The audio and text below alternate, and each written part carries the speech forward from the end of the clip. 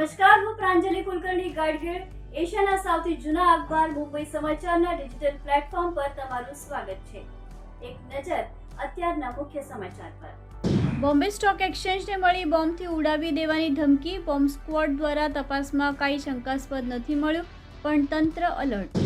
મુંબઈમાં અનેક વિસ્તારોમાં આઈએમડીએ વરસાદનું અલર્ટ જાહેર કર્યું. મુંબઈ, ઠાણે, રાયગઢ, રત્નાગિરી માટે ઓરેન્જ અલર્ટ તો પાલઘર માટે યલો અલર્ટ જાહેર. આજે શિમલા, સોલાન અને સિરમૌર જિલ્લાઓમાં ભારે વરસાદનું ઓરેન્જ અલર્ટ.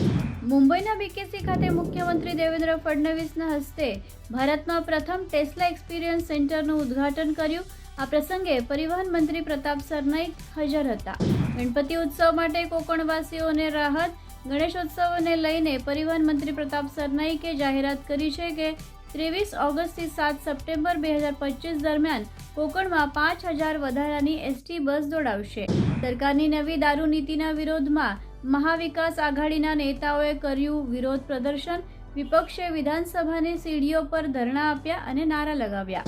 અમેરિકી પ્રમુખ ડોનાલ્ડ ટ્રમ્પે પુતિનને આપી ધમકી, જો યુક્રેનમાં યુદ્ધ સમાપ્તિ માટે કોઈ સમજૂતી નહીં થાય તો રશિયા પર 100% ટેરિફ વસૂલશે.